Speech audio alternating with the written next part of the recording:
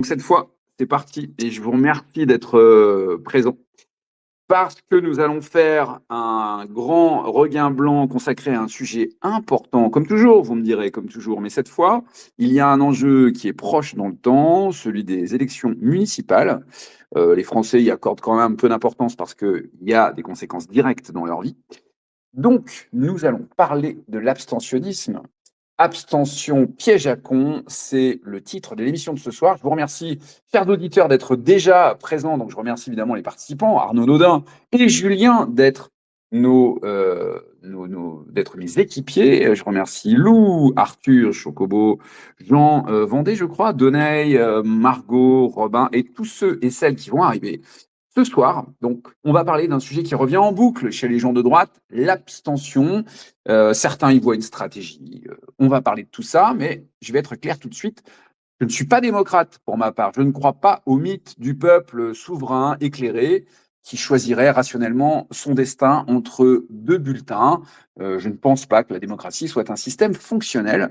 Et c'est justement parce que je ne suis pas naïf que je veux qu'on puisse examiner les procédés par lesquels eh bien, on peut vivre le moins mal possible en démocratie. Et tant qu'on vit dans ce système, ne pas voter n'est pas une posture de dissidence, c'est une posture de confort. Parce que le système, lui, ne s'arrête pas quand vous boudez.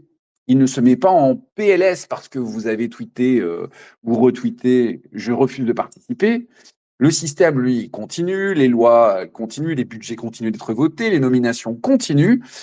Et devinez quoi? Ceux qui votent décident à votre place. Donc ce live, c'est pour expliquer une chose très simple, très mécanique. C'est que l'abstention ne fragilise pas du tout la démocratie, elle fragilise uniquement la droite. J'avais eu une petite discussion avec Arthur Homines, je crois, ou Homine, je ne sais pas comment on dit. Un petit échange un peu vif cette semaine. Je ne sais pas s'il nous écoutera en direct ou en rediffusion, mais en tout cas, on va aborder ce sujet en profondeur. On va démonter l'argumentaire du non-vote pièce par pièce et montrer pourquoi dans la vraie vie l'abstentionniste est rarement un rebelle. C'est un type qui abandonne le terrain, qui renforce automatiquement la gauche parce que la gauche, elle, vote comme une armée, pendant que la droite se donne des airs de philosophe fatigué. Donc voilà, le non-vote, c'est un peu comme dire je refuse de jouer au Monopoly, puis regardez les autres qui achètent toutes les rues, et puis ensuite vous venez pleurer parce que vous devez payer un loyer quand vous tombez sur la rue de la Paix. Voilà en introduction ce que j'avais à vous dire. Je vais tout de suite donner la parole à Julien ou Arnaud pour que vous introduisiez vous votre vision de l'abstentionnisme. Messieurs, qu'est-ce que vous auriez à dire pas en préambule, mais en disant pour attaquer en amont. Honneur aux vieux militants. Vas-y Arnaud. J'ai l'impression, c'est bien que tu aies rajouté militant, parce que honneur aux vieux, je ne suis quand même pas un boomer, j'appartiens à la génération X, je précise. Parce que honneur, voilà, et tu n'es pas seul. Oui, je sais que je ne suis pas le seul. Alors moi non plus, pas du tout, même de moins en moins démocrate. J'avoue que c'est un mot qui me donne même de l'urticaire ou qui me crée des crises d'eczéma, c'est dire. En tout cas, dans son acception moderne. Mais pour le coup, sauf des cas, si tu veux, où je considérais qu'en l'espèce, ne pas participer à une élection, mais c'était un jugement typiquement personnel, n'obérait rien et qui n'avait pas d'incidence. Sinon, la plupart du temps, je suis allé voter.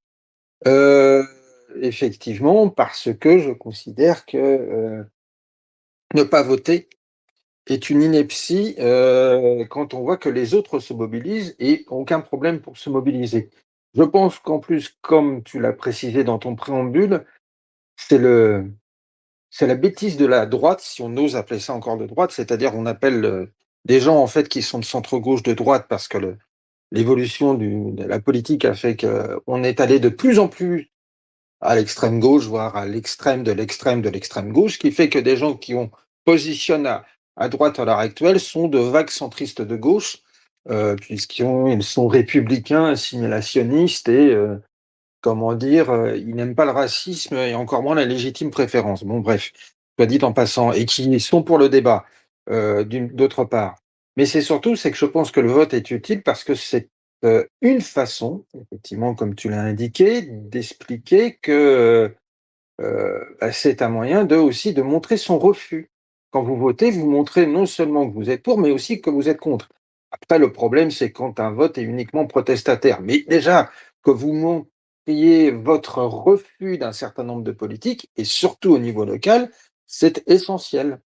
Parce que comme l'a expliqué notre ami et cousin, lui aussi barbu et vindicatif, comment dire, Alexandre Cormier-Denis, eh bien, quand vous votez pas, les Mohamed, les Moussa, les gens gauchistes, eux, ils votent. Ne jamais l'oublier, ça. Ouais, je trouve qu'il y a je vais donner tout de suite la parole à Julien, mais je trouve qu'il y a un phénomène un petit peu d'attraction et de répulsion, tu vois. Il y a un astre, soit il gravite autour d'un astre plus puissant que lui, soit il a son Mmh. propre destin gravitationnel. Et la droite, effectivement, n'a toujours pas trouvé son destin gravitationnel.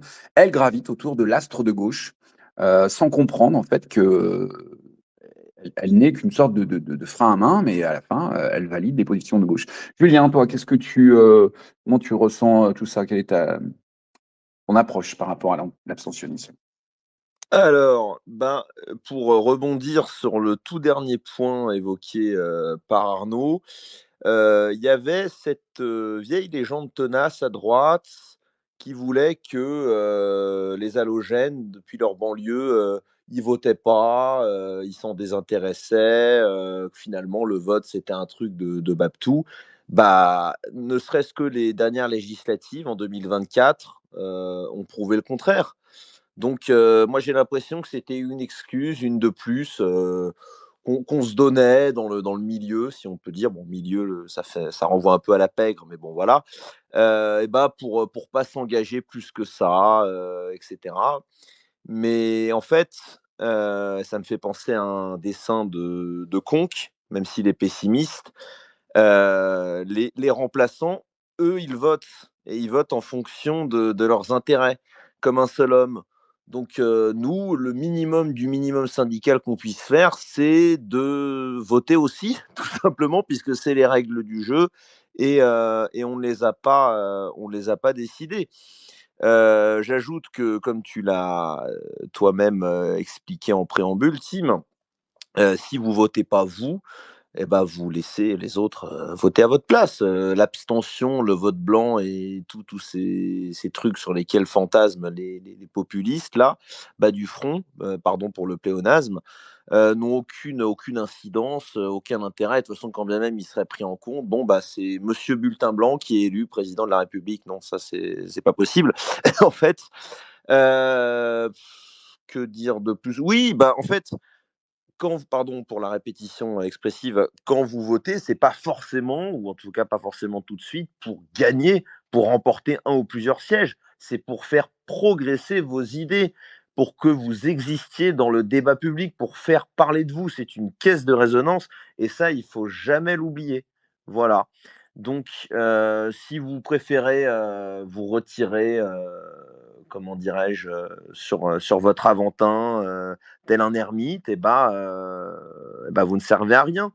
Et c'est les autres qui prennent toutes les places. Donc, même si, comme vous, je suis très peu démocrate, c'est une réflexion que je me suis faite récemment. Enfin, je veux dire, vous faites un tour sur Twitter dans les commentaires, pour ne parler que de ça.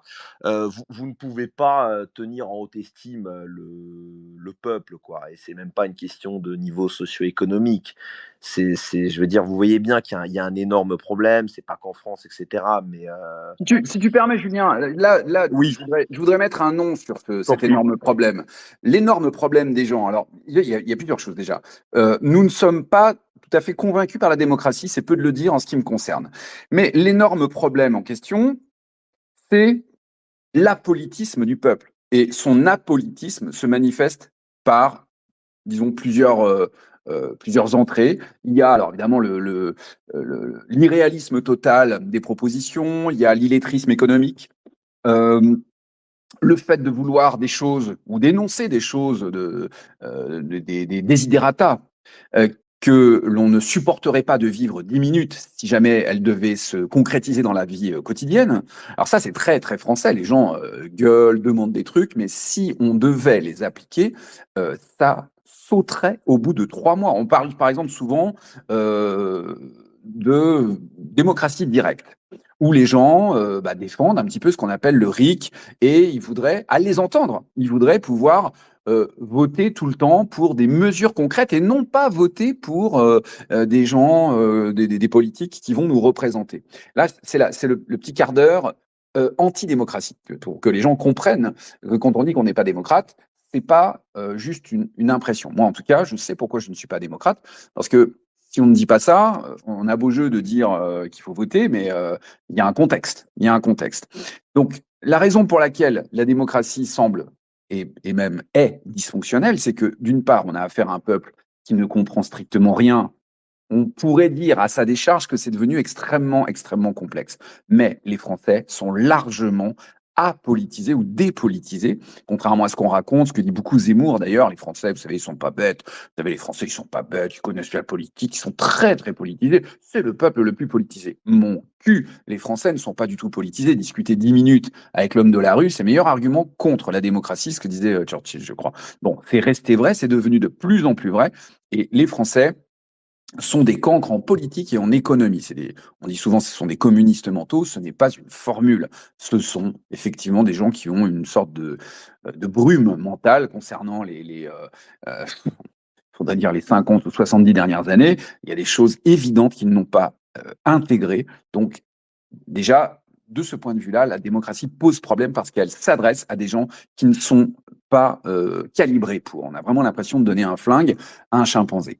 Donc, effectivement, on voit les dysfonctionnements, on se dit, bon, puisque c'est comme ça, il faut délégitimer la démocratie en arrêtant de voter. Et c'était d'ailleurs c'était le cœur de la réponse de Arthur Minès, là, qui me disait en gros que, voilà, si on veut délégitimer la démocratie, il faut commencer par ne plus voter.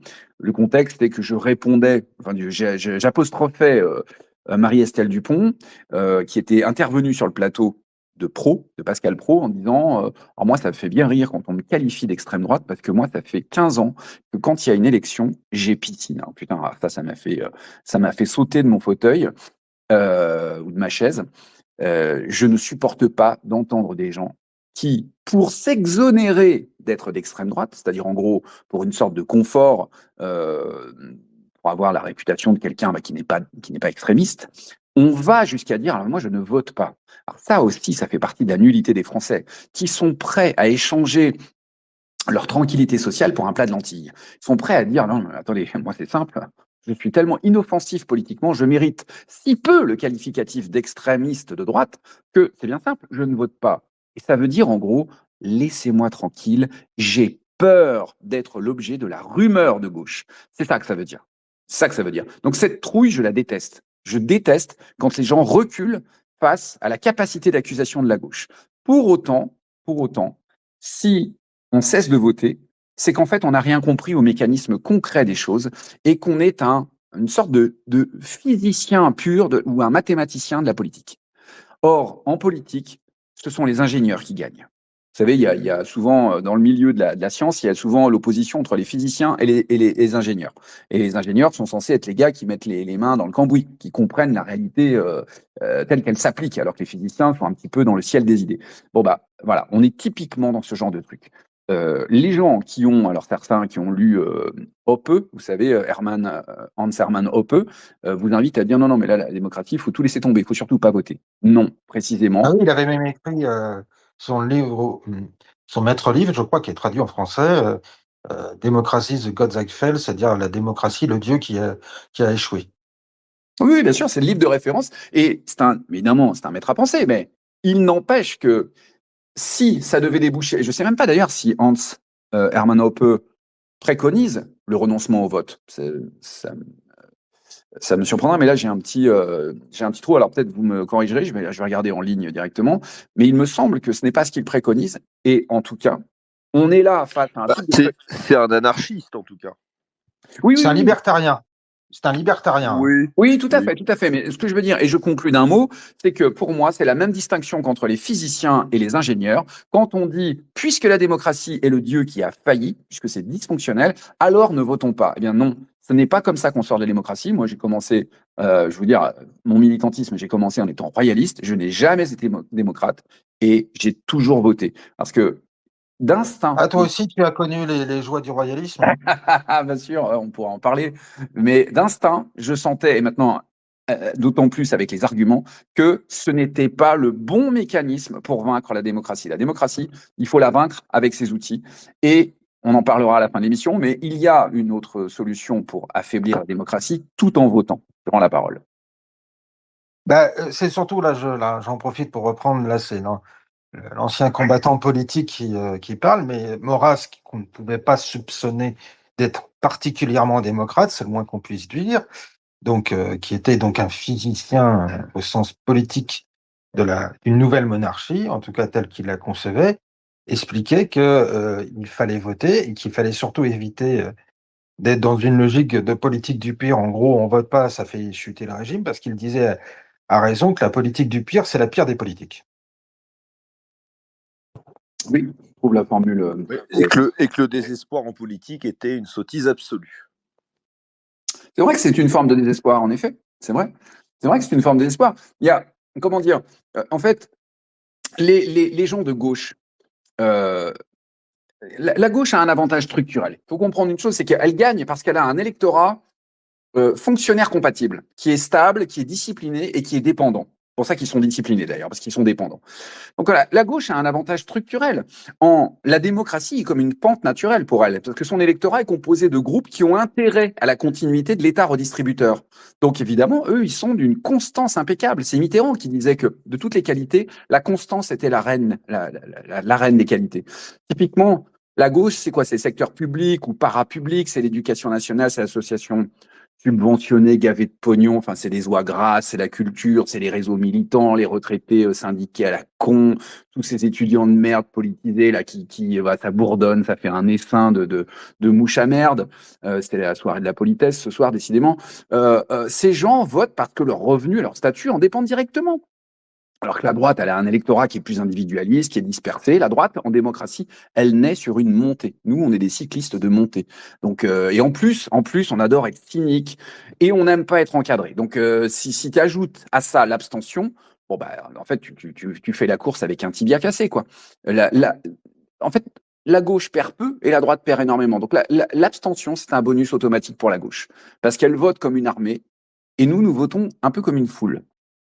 Oui, Pour mais je imaginer la dirais même pas différence. comme une foule, c'est-à-dire que le paradoxe des gens dits de droite, que j'appelle moi de droite, parce que vu ce que j'ai expliqué en préambule, leur conception des choses, ils ne sont pas de droite, hein, puisque tu vas leur expliquer que les inégalités sont consubstantielles à la vie.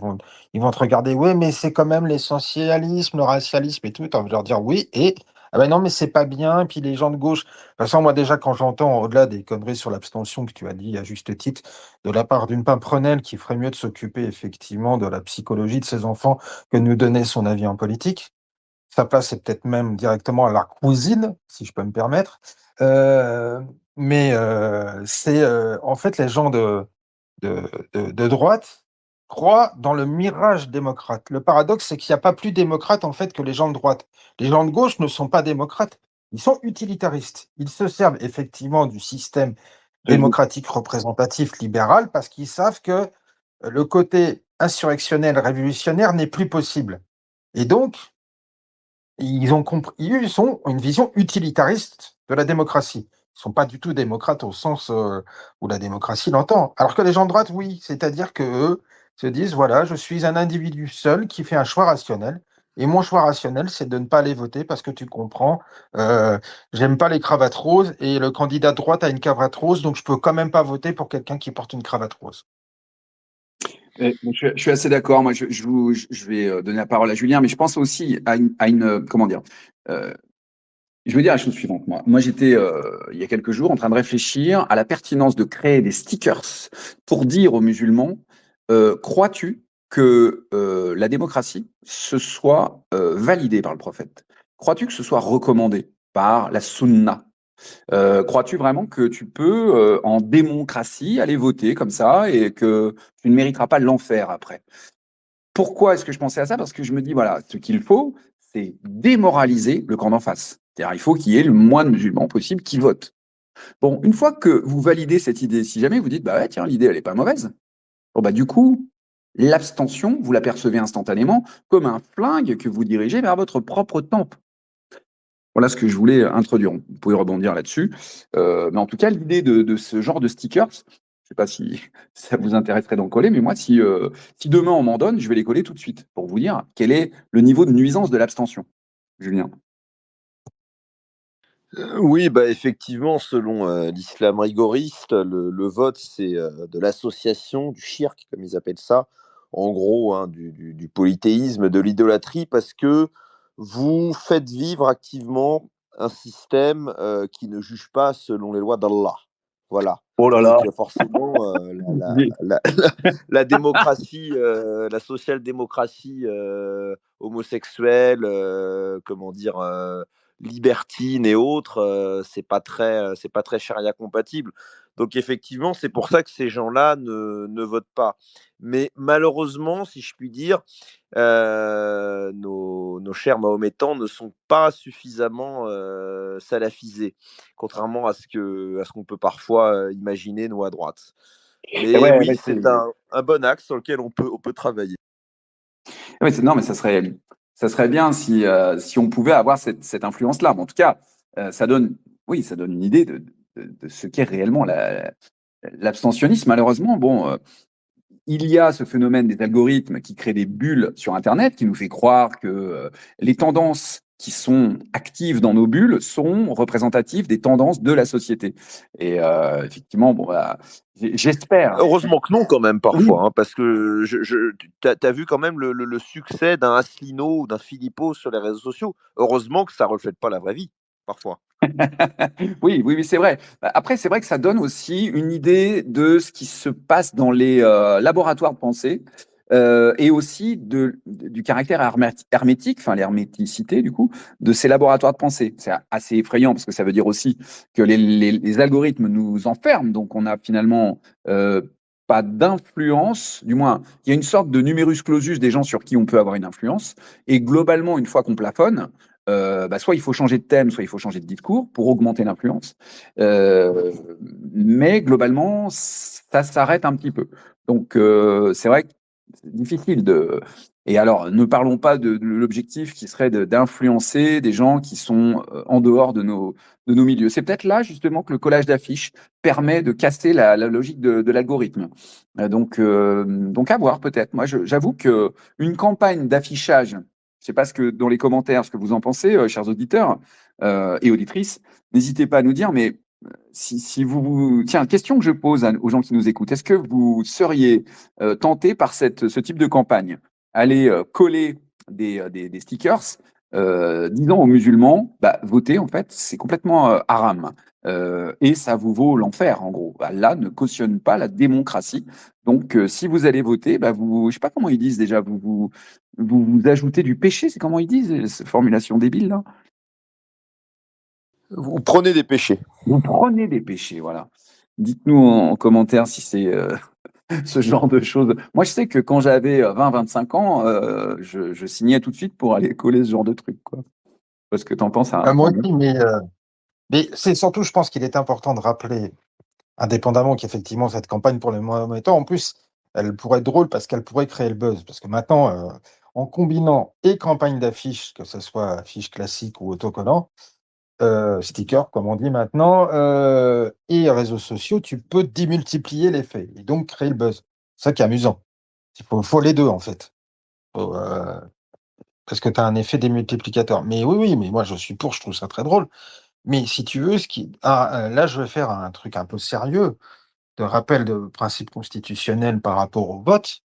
C'est que je rappelle que on peut, en fait, l'abstention ne sert à rien parce que même si à une élection, vous avez une faible participation et que la personne obtient 50%, même s'il y a moins de 25% de participation qui a fait plus de 50, on revote quand même une seconde fois.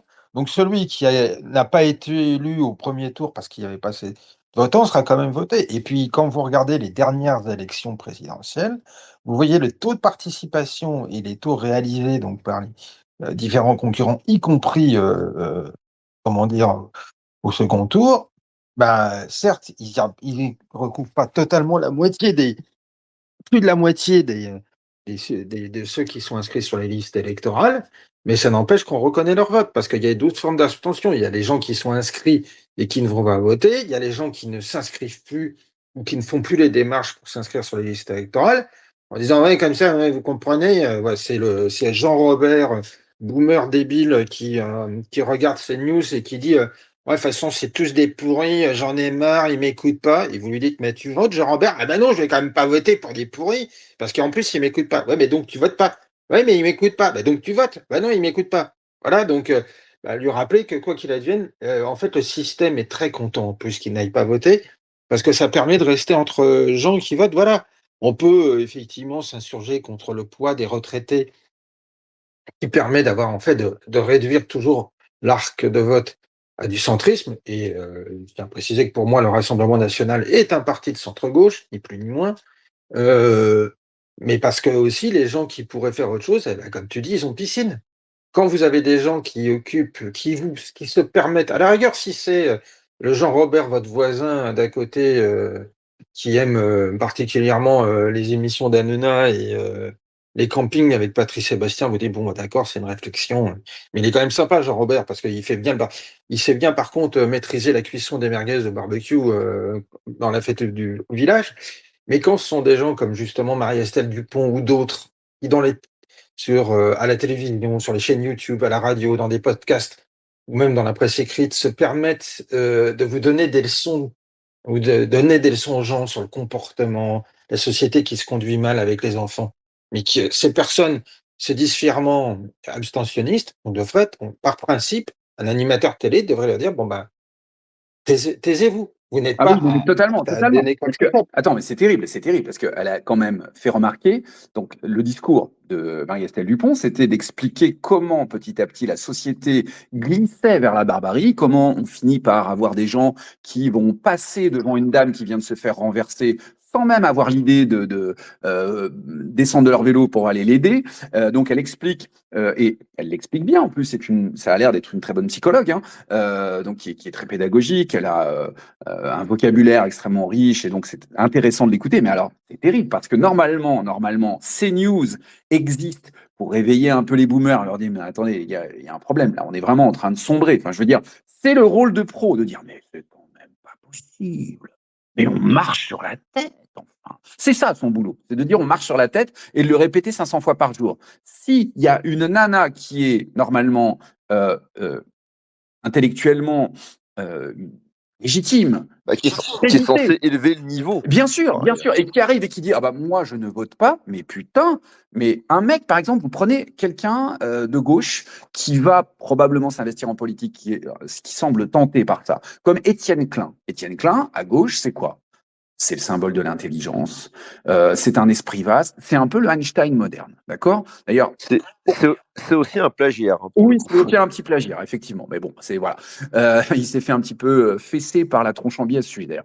Ce mec, d'ailleurs, il parle beaucoup d'Einstein parce que finalement, il veut peut-être, alors je sais pas s'il le veut, mais du coup, ça le fait en tout cas un peu apparaître comme le Einstein moderne. Bref, peu importe.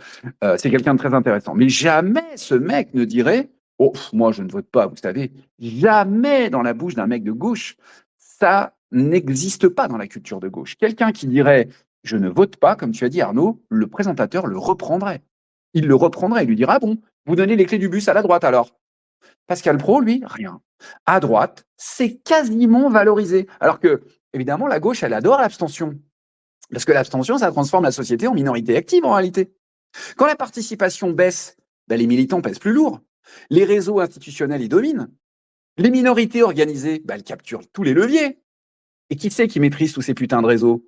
Ben, c'est les syndicats, les ONG, les universités, les médias, enfin tous ces élevages de mouches à merde, la justice administrative, la bureaucratie culturelle. En fait, donc plus les gens normaux, on va dire un peu sensibles à la sensibilité de droite, on va dire, se retirent, plus l'État devient mécaniquement idéologique, technocratique, moraliste, punitive, plus on a une justice pécamineuse.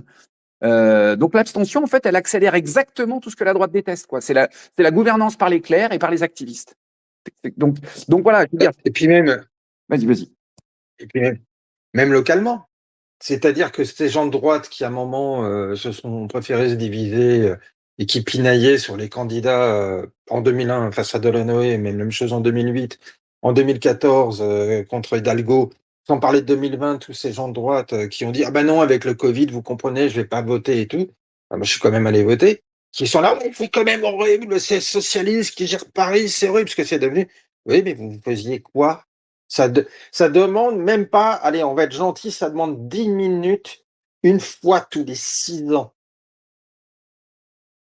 Ouais, c'est ça qui en plus qui est. Plus exactement, ça demande 2 fois 10 minutes tous les 6 ans. Oui, mais tu sûr que ça comprends pas. empêche. La droite, nous, on est le camp du style. On est le camp du Ouais. style. Or, quand on a camp beaucoup de souffert la pause. et qu'on a enfin la possibilité d'aller voter, ça a tellement de style de dire oh, moi, je vais à la pêche. Je suis au-dessus de ça, moi. Bah oui, Ça c'est va ça. tout. Puis en plus, avec des pauses pontifiantes, mais c'est ça qui est sidérant. C'est que...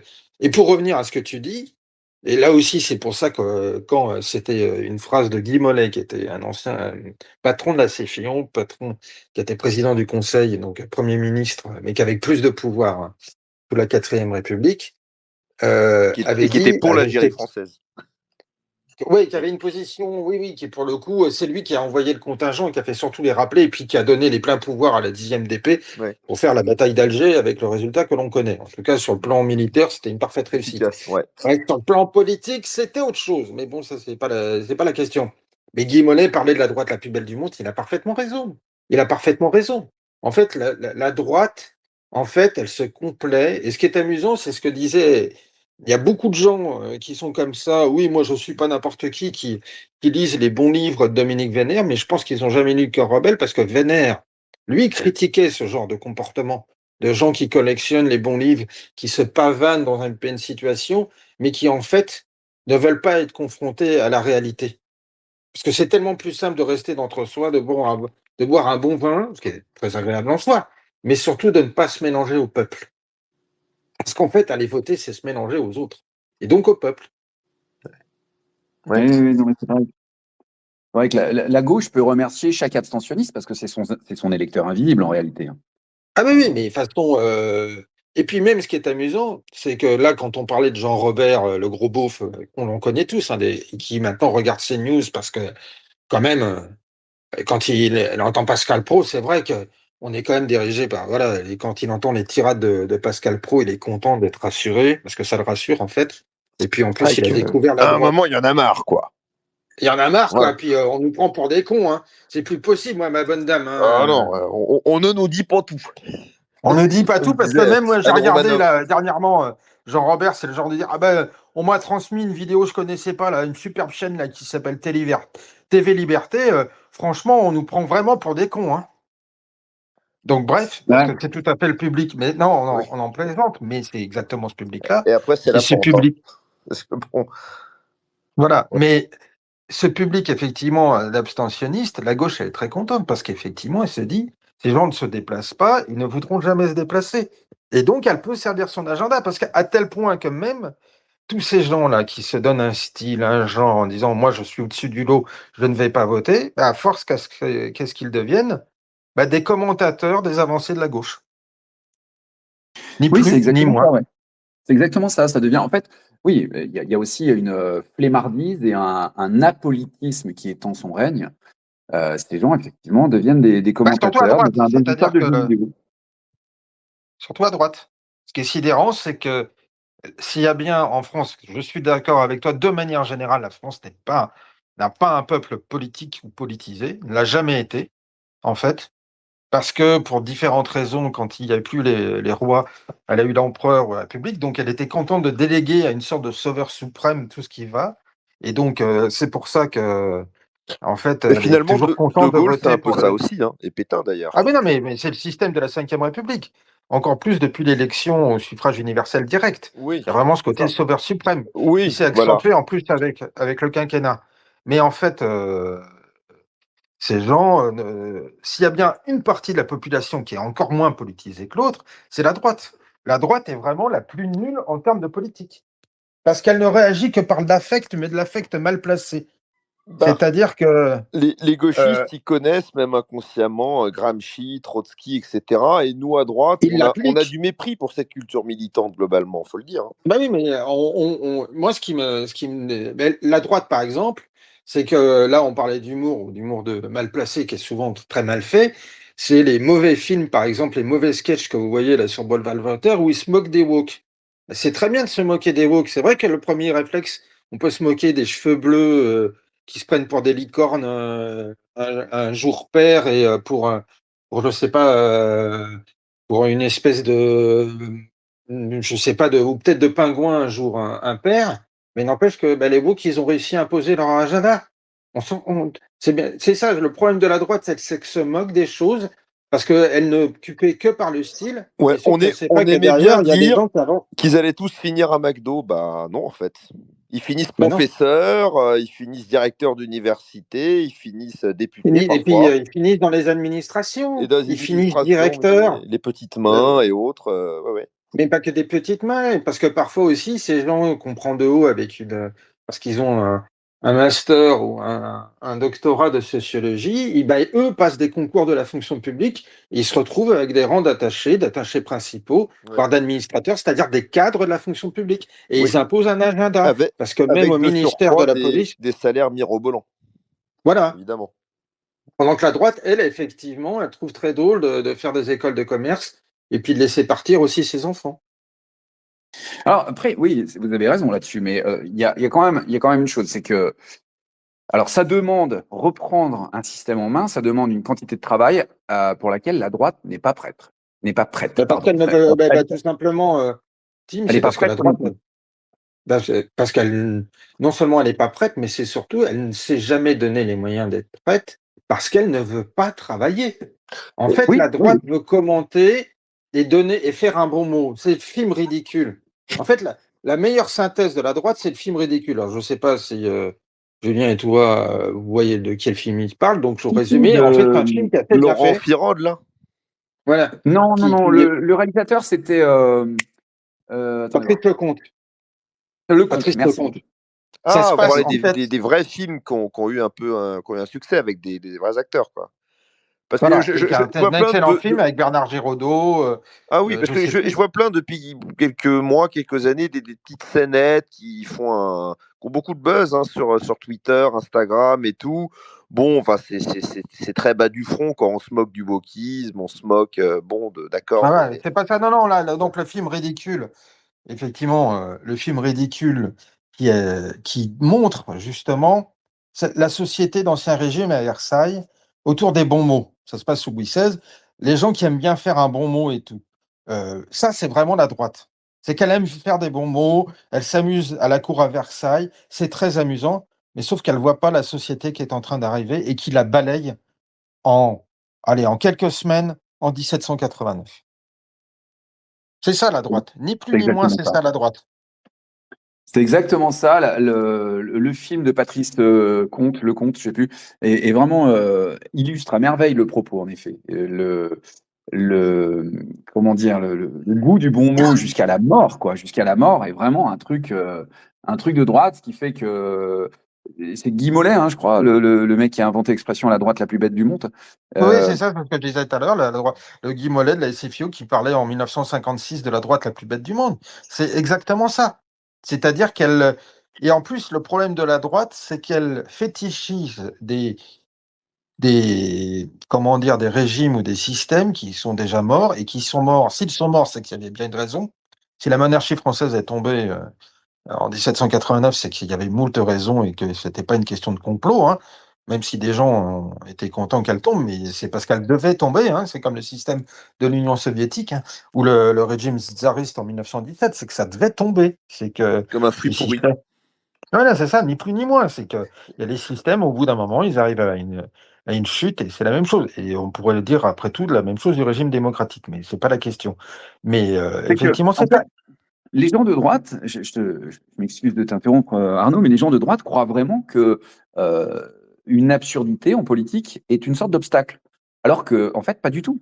D'ailleurs, c'est Napoléon qui disait en politique, une absurdité n'est pas un obstacle. C'était une intuition un peu nietzschéenne aussi, puisque je crois qu'il Nietzsche, lui, de son côté, disait comment dire, l'absurdité d'une chose n'est pas une raison contre son existence, c'est même plutôt l'inverse. Et la droite semble croire que quand un truc est absurde, genre le wokisme, il va s'effondrer de lui-même sous le poids de sa propre stupidité. Mais pas du tout, pas du tout. En fait, Mais non, la parce droite, que, voilà, la droite a un biais de perception. et oui, puis elle a la biais de perception, ce qui fait que même quand elle ne comprend pas que l'absurdité n'est pas un obstacle, qu'à force, ce sur quoi elle s'érigeait, ce contre quoi elle s'érigeait à un moment X, à un moment Y ou à un moment Z, elle l'accepte parce que la gauche a réussi à imprimer son agenda encore plus absurde. Et c'est la même chose si vous regardez bien. Est-ce que vous voyez à l'heure actuelle des candidats de droite qui remettent en cause le mariage pour les homosexuels? C'est marrant parce que Aucun. c'est exactement l'exemple auquel je pensais, qui est complètement banalisé, alors que avant 2013, ça nous semblait une aberration, quoi. À 2013, regardez toute cette manif de la droite, et puis la droite bon chic, bon genre, Ouais. qui nous faisait chier avec ses sweat roses. C'est quoi le résultat? C'est que je vous Un fais million de parier que... personnes dans les rues quand même, mais tout ça pour... Mais pourquoi? Ouais. Pourquoi faire? La droite bien élevée, bien gentille, pourquoi faire?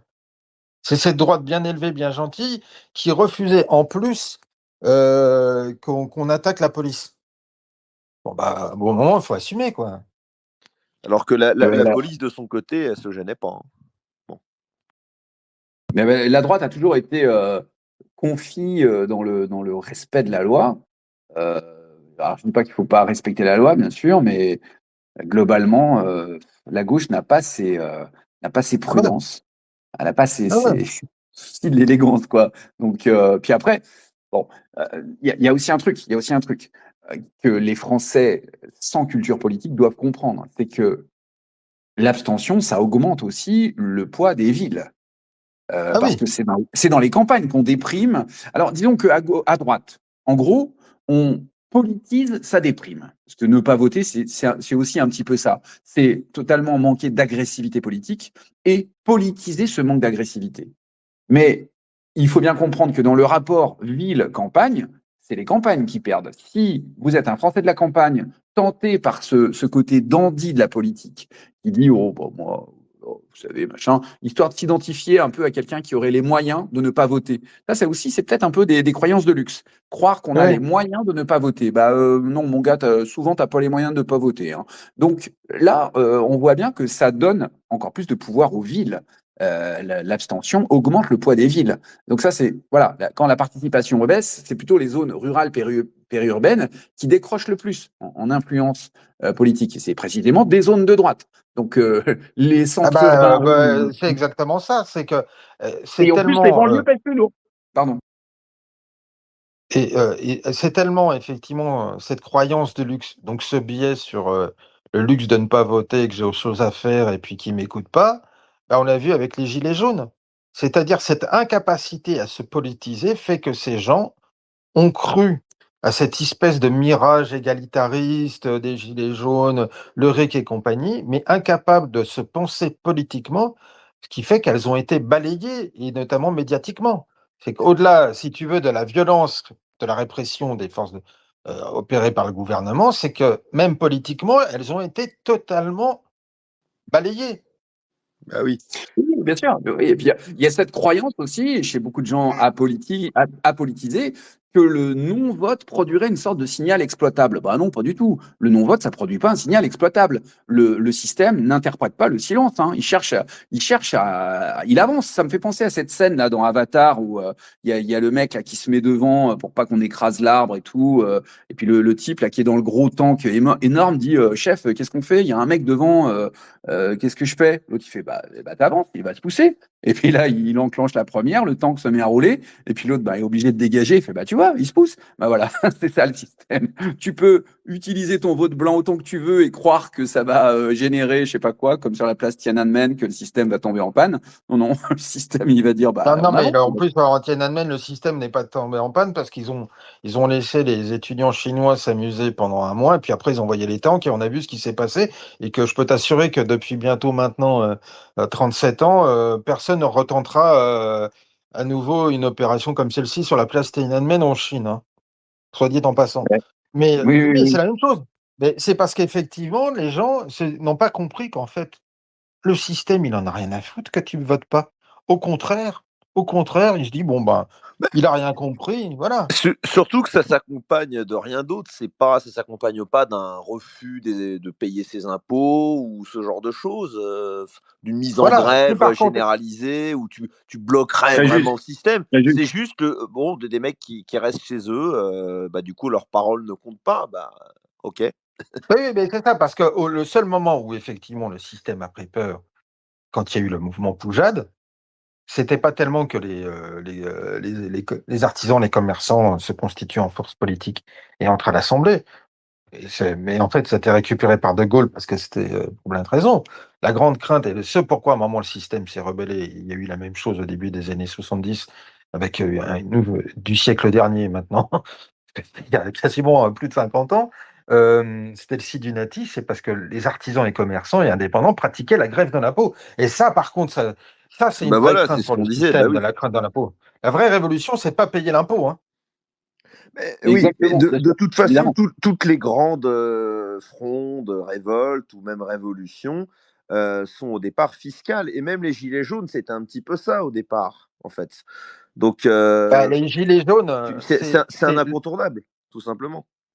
Au départ, ce qui est amusant, c'est qu'on parlait justement à l'instant de Poujade, du Sidunati, c'est-à-dire c'était quoi les gilets jaunes? C'était des petits commerçants, des artisans, des petits patrons, les salariés de la France périphérique, de cette fameuse diagonale du vide, qui ont besoin de voitures et qui voyaient que c'était impossible, et qui au départ, on avait marre de payer une taxe supplémentaire. Mais en fait, comme ils sont absolument pas du tout politisés, eh bien, l'extrême gauche et la gauche est arrivée et a pu récupérer le système. Parce que Oui, même les partis de sans droite. parler des populo-souverainistes qui les emmenaient vers les Ah voies oui, de non, mais garage qu'on c'est sûr, imagine. quand tu rajoutes la couche avec Étienne Chouard et les Ouais, conneries du RIC, oui. oui, et puis même tous les Philippot, Philippe Murer, Mm. machin, etc., qui se sont greffés Mm. sur ce mouvement. Enfin, Ah forcément, bah ça. si, non, il y avait quand même on oublie le meilleur représentant des Gilets jaunes, puisqu'il avait même fait une liste aux élections européennes en 2019 en se présentant comme représentant des Gilets jaunes, en se prétendant, pardon, représentant des Gilets jaunes, c'était quand même Francis Lalanne. Ah oui, c'est vrai, effectivement. Non, mais il ne faut pas Ah l'oublier. oui, une Est-ce grande que éminence quelqu'un est-ce que intellectuelle et quelqu'un veut artistique nous aussi. interpréter est-ce que quelqu'un veut nous interpréter un petit air de Francis? Je sais pas, j'ai des mélodies qui me viennent en tête. J'ose pas trop les fredonner parce que c'est quand même un Pense répertoire à assez. moi, Comme je je t'aime, t'aime, nanana, et tu me livreras. délivreras. Ouais, voilà, c'est resté. Attendez, Tu c'est resté quand même. briseras l'anathème. Oui, enfin bon, les gens sont Non, pas mais tellement attendez, capables ne de citer plaisantez d'autres pas, chansons. c'était numéro un au top 50. Ça, c'est vraiment une réflexion de Génération X pour le coup, au top 50 pendant, je crois, plusieurs semaines. Donc, ça avait été un Mais, carton en termes de mais bien sûr, mais en 47 tours. fait, attendez, Et c'est, je crois, en plus. faut pas manquer de voir un truc, hein. Les gens ont nombreux à avoir le niveau intellectuel de Francis Lalanne, hein. Je Ah, veux ben, bien pas sûr, mais c'est déprimer, pour ça que je suis pas je veux pas démocrate. déprimer les gens, mais c'est Mais c'est ça pour la ça que je suis France. pas démocrate. C'est comme dit Julien, pour moi, le meilleur remède à une tentation démocrate, c'est d'aller sur Twitter et au bout d'un quart d'heure, tu dis, bon, bah, la solution, c'est d'interdire aux gens de penser, de pas. Non. Déjà, bon, ils pensent pas, donc on n'a pas à leur interdire, c'est de parler, c'est interdire aux gens de parler, quoi. Céline aussi, pour citer une autre référence, disait que lui, il n'avait jamais voté. Alors, on critique ça sur cette émission, mais pourquoi? Parce qu'il a compris que la majorité des gens étaient des idiots, et donc dans un système démocratique, c'est forcément les idiots qui l'emporteront, et forcément, c'est pas complètement absurde. Bah, il y a cette dimension-là, mais Julien qui nous ruine l'émission. voilà, c'est C'est ça en pas 2 secondes. Tout ça pour ça. Non, Mais non, mais on est dans la nuance et dans le contexte. Attention, attention. oui, oui, oui. Ah oui. Non, mais ce que je veux dire, non, mais par contre, par exemple, là, on parle des municipales. il faut savoir, et c'est la même chose pour toutes les élections locales où malheureusement les gens en fait se foutent, sans parler des élections européennes, que ce soit les départementales ou les régionales, où en fait les gens participent peu. Mais en fait, c'est là qu'on se rend compte que les gens dits de droite sont complètement cons. Je suis désolé d'être aussi vulgaire, mais c'est une réalité. Ben, qui donne les subventions? Les subventions, il y a une partie qui est donnée par les ministères, certes, mais l'essentiel des subventions, elles sont votées où? En conseil Oui, municipal, dans les en mairies, oui. conseil départemental Oui. et au conseil régional.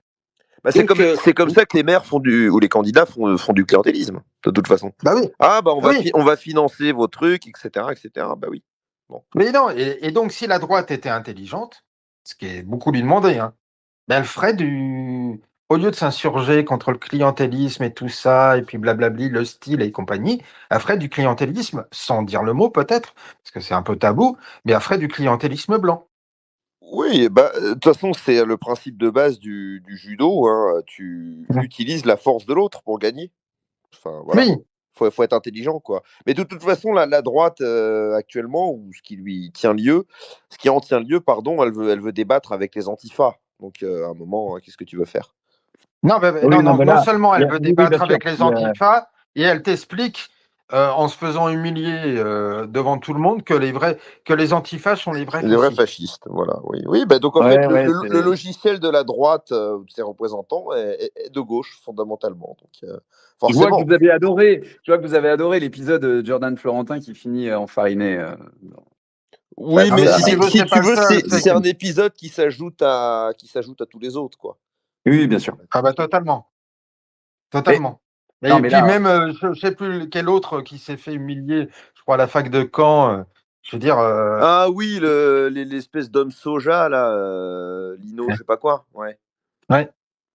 Ben, c'est surtout que en même temps, faut pas qu'ils se plaignent. C'est-à-dire qu'ils veulent faire de Charlie Kirk, mais bon, j'ai pas envie que ça se termine comme Charlie Kirk pour eux, même si j'ai Bah, paradoxal. moi, c'est plutôt du Charlie Cook, là, en l'occurrence, hein, franchement. Oui, c'est vraiment du Charlie Kirk, oui, en plus. là, il y a quand même un truc, c'est que c'est inquiétant de voir que ça satisfait plutôt la moyenne du public dit de droite, de voir cette sorte de résilience face à ces nervis LFI qui se croient forts, alors qu'à l'époque de Serge Ayoub, les mecs, ils auraient mais, littéralement eu des Oh, problèmes. m'appelle Serge Ayoub. Tu sais, on parlait de tout à l'heure, on parlait du royalisme et Ah ben oui, voilà, bien du sûr, passage de même, jeunesse dans bien les sûr, mais même structures. les royalistes, enfin comment dire, quand il fallait rosser du gauchiste, bah, les gars qui couraient, Oui. Bah, ou même systématiquement Oui, exterminés. c'est ça. ou même à l'époque du bloc identitaire que Arnaud a bien connu. Là aussi, c'était une autre époque. Oui, oui, bah, j'ai connu. Oui, oui, c'était la même chose. Et puis même, comment dire, Tim et moi, pour en parler, malgré tout, moi j'ai connu le Front National dans les années 90. Bon, bah, c'était pas très cuck, hein, le service d'ordre, hein. Le DPS, le DPS, il fallait pas trop les chauffer, certains. Moi, je me rappelle. Enfin bon, je vais rester discret, mais Oui, donc, c'était pas du Jean-Philippe Tanguy, quoi. C'est sûr que Ah bah non, bah non, bah c'est non, bah sûr non, que bah non, c'était un bah l'époque a peu non. changé. différent. C'est sûr que c'était différent. Non, mais voilà, bon, en gros, je pense que peut-être on peut essayer de titiller l'orgueil des gens de droite en leur rappelant que cette histoire Mm. d'abstention, bon, moi, ce que j'essayais de dire, c'est qu'aucun parti peut répondre à une abstention parce qu'en fait, on ne sait pas si c'est une abstention qui ne dit pas si vous êtes de droite, de gauche, si vous êtes écœuré, si vous êtes malade, si vous êtes parti en week-end. Donc, on ne peut pas y répondre. On ne sait pas ce que ça veut dire. En réalité, on devient simplement invisible alors que les mecs croient qu'ils font la nique au système alors qu'en fait, ce ne sont pas des protestataires. Statistiquement, ce sont des bruits de fond. Donc, Ah oui, mais statistiquement, ils n'existent pas. mais C'est-à-dire que oui, le seul moment où ils existent. c'est une stratégie d'enfant. C'est-à-dire, en fait, ce sont des gens qui confondent la morale et le pouvoir. Ils pensent en Mm. mode je ne cautionne pas et ils se disent que sur cette pureté morale, il C'est peut la y avoir un pensée levier. magique. Voilà, c'est de la pensée magique. C'est du New Age politique en réalité. Oui, Ils se c'est disent ça. voilà, il y a un truc mystérieux, un peu quantique qui va se produire et la Il y démocratie a va s'effondrer. Alors que le la feng shui politique. va s'établir et bouleverser les éléments. Mais là, voilà, parce que la politique, en fait, ils C'est la comprennent pas. grande, oui, en fait, c'est la grande pensée spiritique de Richelieu. Non, mais ils comprennent pas que la politique fonctionne pas sur de la pureté morale, elle fonctionne uniquement sur la domination, l'occupation des postes, le contrôle du budget et le contrôle des lois. Il y a Oui, bah, c'est le quatre rapport trucs. de force permanent, hein, de toute façon. Exactement, il y a Bah, de toute quatre façon, en trucs. fait, les grands maîtres en politique, en fait, la politique, c'est de l'éthologie. C'est-à-dire, la politique, c'est Machiavel, Julien Freud et Conrad Lorenz. Et Gustave Le Bon, parce que c'est beaucoup de psychologique aussi. Un Mais psychologie, c'est pas la la morale. psychologie des foules. Ouais. C'est ça. Oui, Bah, en mais fait, c'est pas la morale. Je suis ce sont d'accord des d'accord avec toi. adolescents. Ce sont des adolescents qui boudent, souvent qui n'ont pas le niveau, et qui, pour se pousser du col, se mettent dans la liste des abstentionnistes, en fait, pour se donner l'impression qu'ils sont au-dessus de la mêlée, tout simplement. Mais voilà, bon, enfin bref, Ah, mais non, mais- ils croient, en fait. Encore une fois, ce qu'on disait, tu veux renverser le système, mais tu continues à le financer, bah mécaniquement, ça tient pas, quoi. Forcément. Exactement, les leviers se trouvent ailleurs. Donc, on va pouvoir parler en fait d'une autre façon de voter, puisque après avoir voté avec ses mains, on peut voter avec ses pieds, c'est-à-dire se comporter comme un client. D'ailleurs, c'est un peu la piste que propose la pensée énérique, c'est arrêter de se comporter comme un citoyen et penser comme un client. Là, oui, là, on peut dire, je ne veux plus financer ce système, je vais partir. Et en plus, vous pouvez continuer de voter. Mais ça ne vous induit pas à penser que le système est fragile. Il ne l'est pas du tout. Il est totalement antifragile, le système, parce qu'il sait absorber la colère. Il sait transformer la contestation en diversité d'opinions. Quand vous n'êtes pas d'accord et que vous votez pas, c'est une diversité d'opinions, rien de plus. Il peut survivre à tout, le système, même à la haine, à vrai dire.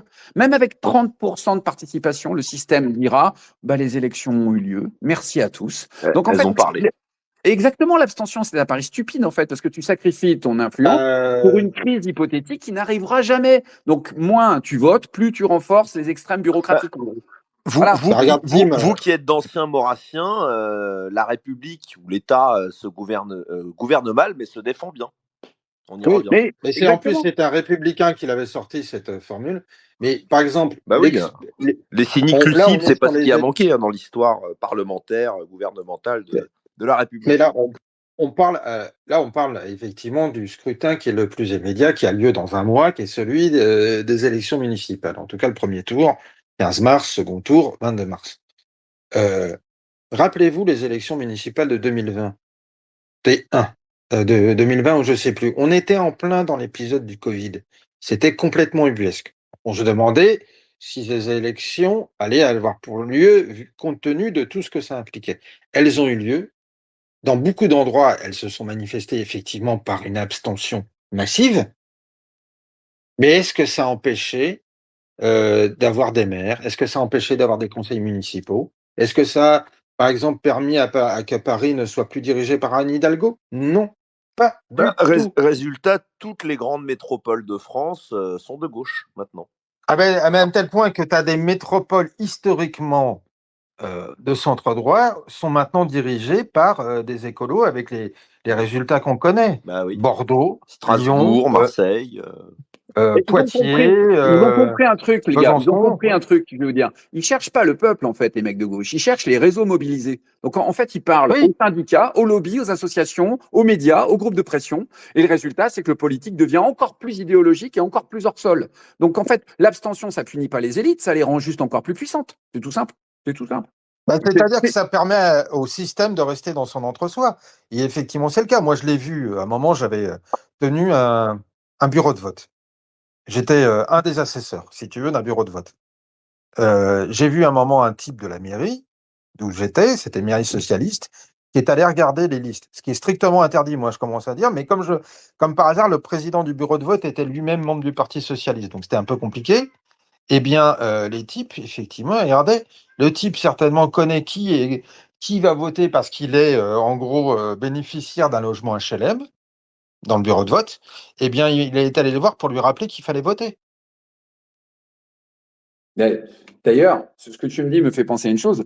Non seulement il faut aller voter, mais ensuite il faut aller vérifier lors du dépouillement. Ça, c'est un truc. Bah, par exemple, c'est ce qui s'est passé, par exemple, pour Stéphane Ravier en dernière municipale, la raison pour laquelle il a malheureusement perdu sa mairie de secteur, même si effectivement la droite s'est mobilisée, c'est parce qu'à un moment, la droite, parce que là c'est LR qui l'a fait perdre, euh, pour permettre, je ne sais plus qui, mairie de secteur, je ne sais plus si c'est le PS ou la droite, mais parce qu'ils sont utilisés, eux, leur réseau marseillais, et on sait ce que c'est qu'un réseau associatif marseillais, t'as pas besoin de faire un dessin. Mais t'as aussi beaucoup ça en région parisienne, hein, malheureusement. Oui, mais c'est les mêmes, hein. Attention, oui. ce sont les mêmes. Bah oui, justement. Je veux dire, c'est pas uniquement propre à cette narcocité qui est Marseille, quoi. C'est partout. Mais Marseille, c'est quand même symbolique, parce que même là, même si Ravier avait mis le paquet et tout, en fait, il n'a pas eu les moyens de totalement protéger les bureaux de vote.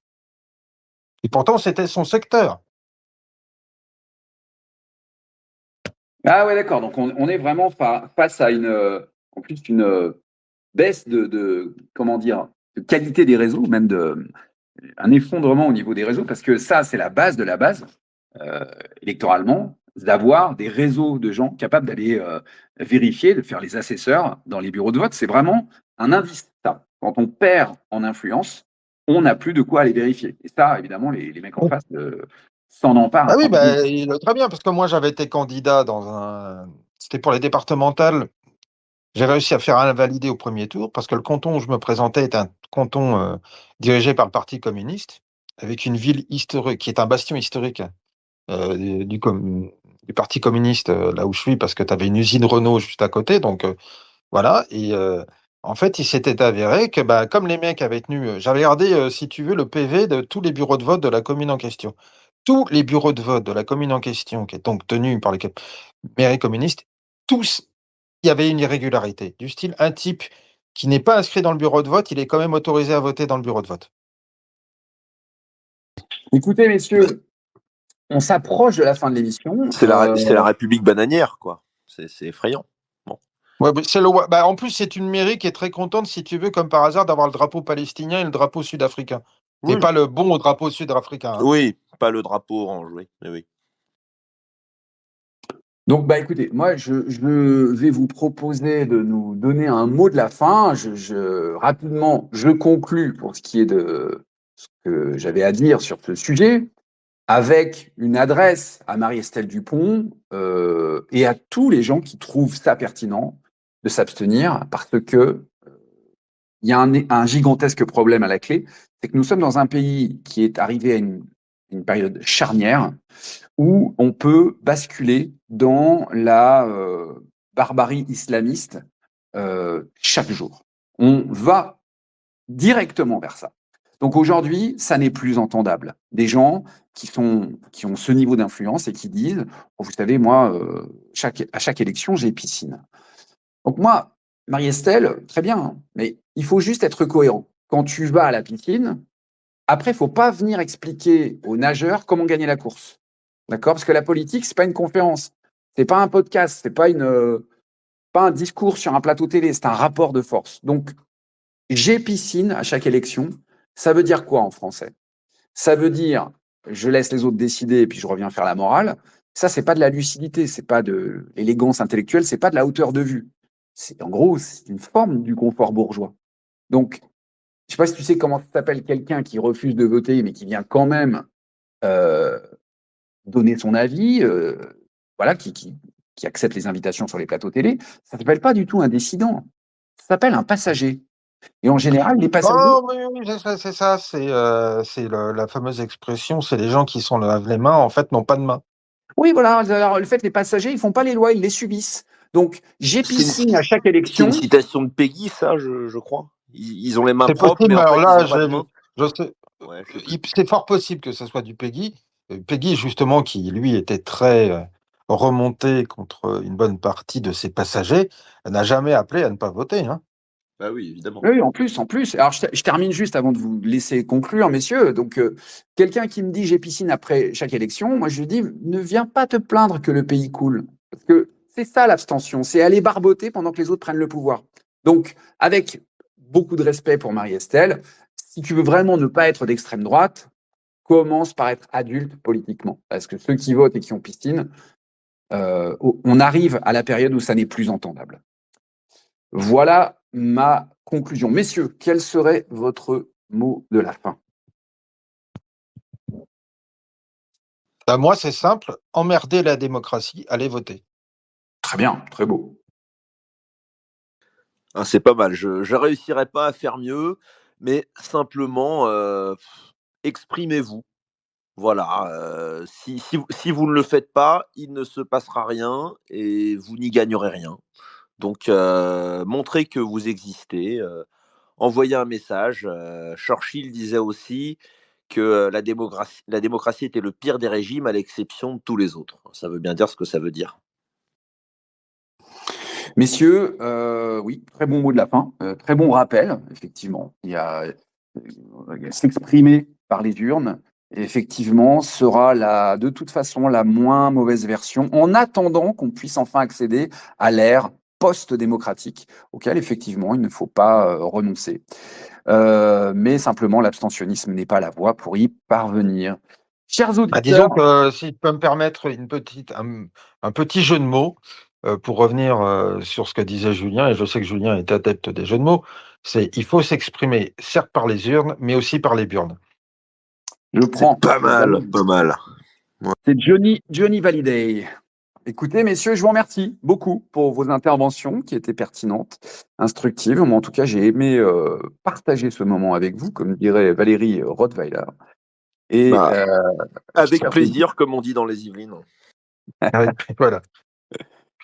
Qui, elle, justement, a tellement évolué parce que, c'est-à-dire que politiquement, ils y arrivent. Voilà. C'est-à-dire qu'eux, ils ont pris la mairie par les urnes, justement, à plaisir. Tout à fait. Effectivement. Rappel nécessaire. Écoutez, chers auditeurs, éditeuses, je suis heureux d'avoir passé ce moment avec vous et avec toi, Arnaud, et avec toi, Julien. Je vous souhaite une excellente semaine. J'espère que ce grand regain blanc vous aura donné un petit peu d'énergie pour traverser la semaine qui nous attend, qui sera excellente, je n'en doute pas. On se retrouve dimanche prochain pour un nouveau grand regain blanc avec un sujet que je vais vous communiquer bientôt. Je vous souhaite une très bonne semaine à tous, chers auditeurs, et à vous deux, Arnaud et Julien. On se retrouve très bientôt. Salut les amis. Bonne soirée, à bientôt. Salut à Bye. tous, à bientôt.